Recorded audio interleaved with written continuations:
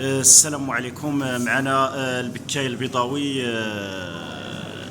أحد الفاعلين مع فريق النهضة الرياضية البركانية، ويشتغل هنا مع فريق النهضة الرياضية البركانية.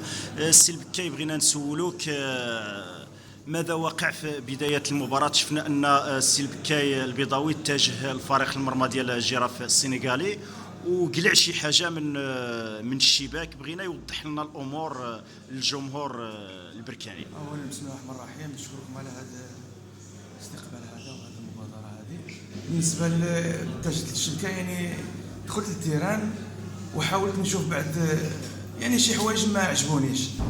اللي حاولت تبدا المقابله، واحد شويه لاحظت مساعد المدرب عطى للحارس شي حاجه، عطالو في اليد ديالو، عطالو الماء وزادلو داك كما يقولوا شي سحر وشي شعوذه وشي.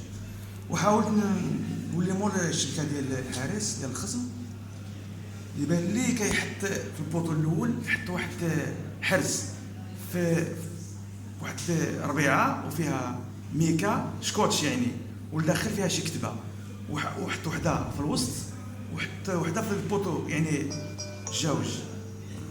يعني من مشى الحارس بقى يقرا شي حاجه تما، واش ديال المسيح ولا الله اعلم. حاولت رميت واحد شويه قرعه ديال الماء، رميتهم للدراري اللي كيردوا الكواري، ومشيت قلعت هذوك. ملي قلعتهم جبت الملح عاد باقي لي دابا عندي في الجيب هنا، رميت الملح، حاولت نرش الملح، داك الشيء خديته.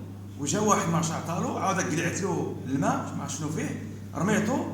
ديك الساعه مشيت ديك الحرس بقيت نحلو فيه شي كتباب، يعني واش نقول لك واش بالهنديه ولا شنو داك الشيء. ومور ديك الساعه، مور ديك 5 دقائق، جبرت اليد ديالي كومونسات تنمل. حاولت مشيت عند واحد الدري داني، عند واحد السيد كان يتفرج تما، جزاه الله خير، قرا عليا واحد يعني واحد 3 الصورات ولا يعني اليد كومونسات يعني تولي الاخر ديالها، والحمد لله. داك الشيء اللي لقيت السي البيضاوي، يعني فين درتو داك الشيء ديال؟ وقعوا عليا شي ناس كبار ما كبر يلاه، قالوا لي فين ديه، ديتو للطواليت، حيا في الدين ديتو للطواليت، ورميت عليه يعني شي غادي ندخل الاخر ديالو، والحمد لله جاب ربي الفرج.